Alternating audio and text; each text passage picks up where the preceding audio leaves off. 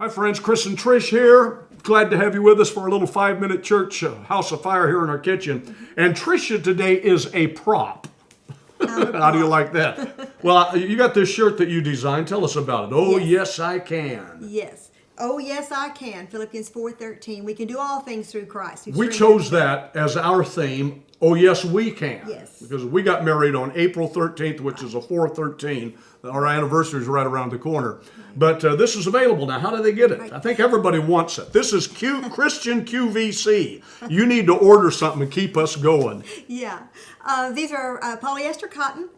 They're 3/4 length sleeve. You can go to chrisjackson.org and order them there. Amen. You got 4 sizes on that. Yes, Okay, please. we're in Matthew chapter 24. We're relating with Revelation. We've already looked at the white horse, mass deception, then the red horse, mass destruction, and then will come mass defection. Before we get to that, let's kind of walk through here on Matthew chapter 24. Okay. You got an amplified version there. I want you to share something in a minute from amplified. But give us verse 7 again, if you would, Trish. Okay.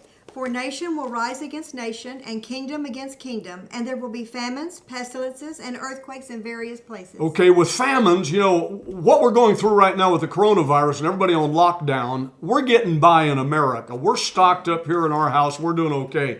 But I can't imagine what it's like in some of the third world countries and backward places where there's not government bailouts and so forth. So we're living in that time of famines. Now, we don't believe we're in the tribulation period because we believe Jesus comes back for us. But these are things and warnings that prepare us for what is going to come up to pass.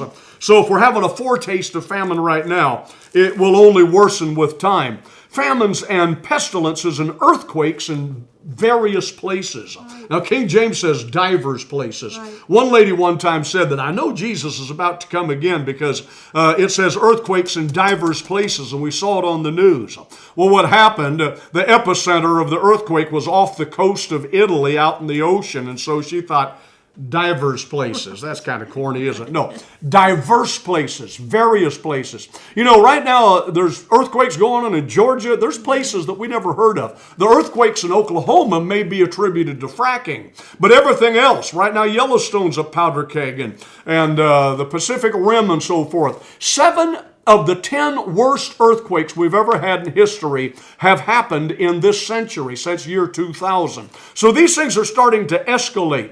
We heard about the tsunami, the Indian Ocean tsunami that took 250 to 300,000 lives. The Haitian earthquake that took, we're counting now, up to 200,000 lives.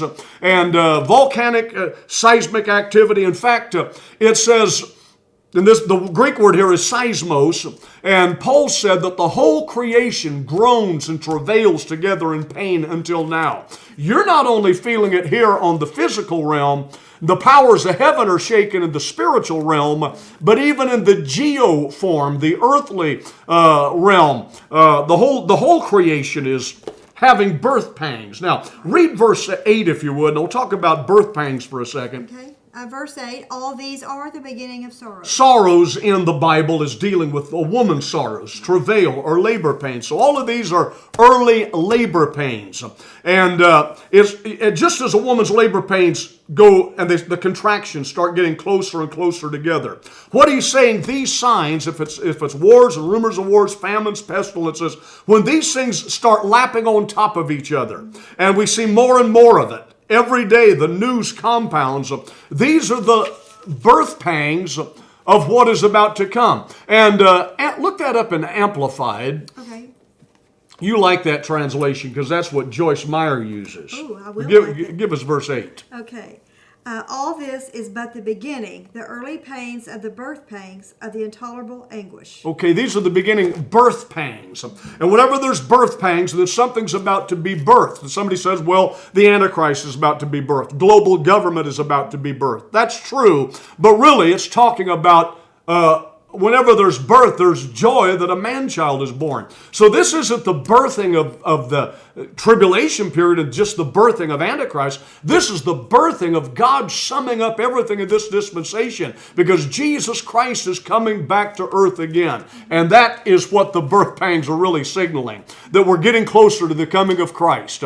So I hope this encourages you. I hope you're enjoying these messages, and be sure to write and comment. Right. Say goodbye to these beautiful people. I wish we could see them like they could see us. Yeah. Be sure and comment so we know who you are and how this has blessed you. We love you. God bless you. See you tomorrow.